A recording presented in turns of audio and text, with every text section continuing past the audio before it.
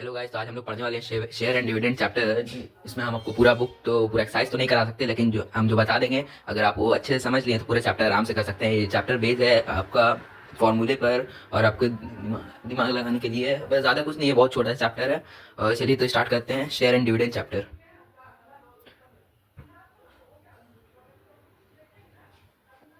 Share and dividend, इसमें आपको जानने के लिए है F V, face value. Face value is equal to nominal value. ये होता है, फेस वैल्यू को नॉमिनल वैल्यू बोलते हैं। ये शेयर का ओरिजिनल दाम होता है। ओरिजिनल ओरिजिनल ओरिजिनल दाम, ओरिजिनल प्राइस। देखिए, जब कोई भी शेयर बिक रहा है तो उसका ओरिजिनल प्राइस होता है एफ वी, उसको ओरिजिनल प्राइस बोलते हैं, ओरिजिनल प्राइस है। और मार्केट एम वी बोलते हैं मार्केट वैल्यू को। ये जितना फेस वैल्यू तो ओरिजिनल प्राइस है, जितना दाम पे वो सोल्ड हो रहा है मार्केट पे जैसे देखिए, कोई एक शेयर है 100 रुपया का और मार्केट पे वो सोल्ड हो रहा है 120 रुपया में, तो वो एम वी हो गया। फेस वैल्यू ओरिजिनल दाम वो प्राइस शेयर का, और एम वी हो गया जितना दाम पे वो मार्केट पे बिक रहा है, sold at market. Sold at market आपको अब इसमें समझना है। मार्केट वैल्यू जब ज़्यादा होता है फेस वैल्यू से, तो इसको हम लोग बोलते हैं share share at premium.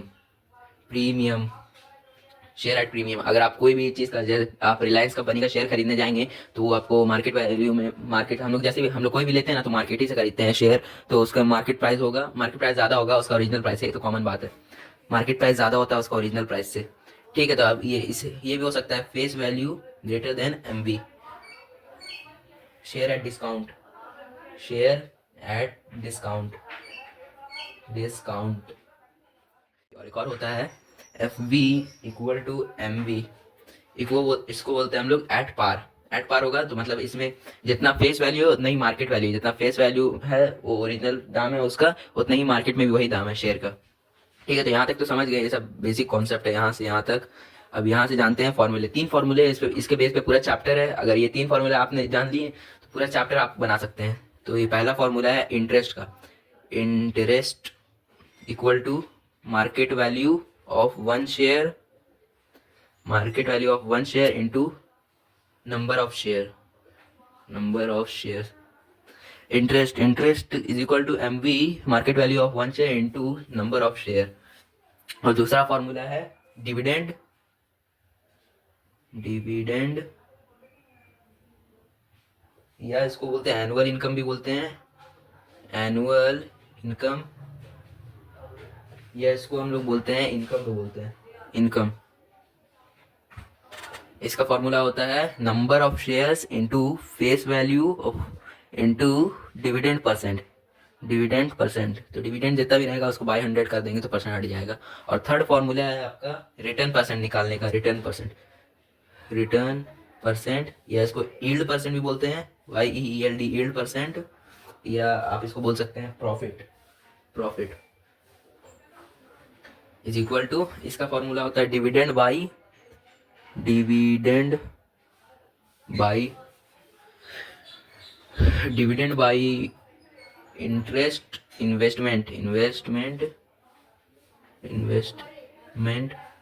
Into 100।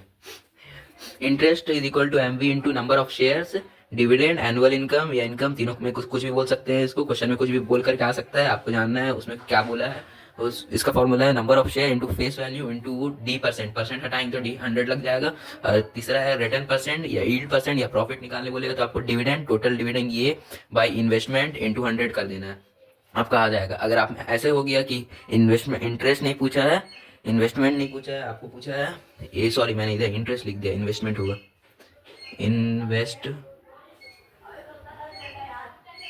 Investment is equal to M V into number of shares. तो अब कंफर्म हो गए हैं, ओके, तो आप कंफर्म हो गए हैं, ये सही है। तो अब आपको कुछ भी पूछ देगा क्वेश्चन में, ऐसे ही आता है नॉर्मल। तो ये तीनों अगर आप इधर लगा देंगे ना तो क्वेश्चन बन जाएगा। आपको बस अच्छे से पढ़ना होगा क्वेश्चन में क्या पूछा है, कितना शेयर एट प्रीमियम है, डिस्काउंट है या पार है। पार रहेगा तो फेस वैल्यू या एम वी दोनों इक्वल रहेगा। देखिए, एक फॉर्मूला नहीं, ये 3 फॉर्मूला है। Invest is equal to M V into number of share, ये 3 फॉर्मूले हैं। देखिए, जैसे इन्वेस्टमेंट को, आपको इन्वेस्टमेंट पूछ दिया तो इन्वेस्टमेंट में आपको M V into number of share जितना दिया रहेगा वो लगा देना है। या आपको कोई एम वी पूछ लिया, एम वी, तो इसको क्रॉस कर देंगे तो आ जाएगा। जैसे एम वी पूछा आपसे तो investment, investment investment by number of shares is equal to MV। तो ये सब बस क्रॉस कर देना है, तो वही इसमें 3 फॉर्मूले बन जाएंगे। तो ये तो मामूली बात है। ठीक है, तो अब आपको पूरा चैप्टर आ जाना चाहिए। ये बेसिक कॉन्सेप्ट था, ये 3 फॉर्मूले पे पूरा चैप्टर बेस्ड है। आप अच्छे से एक बार वीडियो देख लिए तो आपको पूरा समझ में आ जाएगा कैसे हो सकता है सब। तो ठीक है, अब चलिए मिलते हैं अगले वीडियो में, तब तक के लिए बाय, गुड बाय।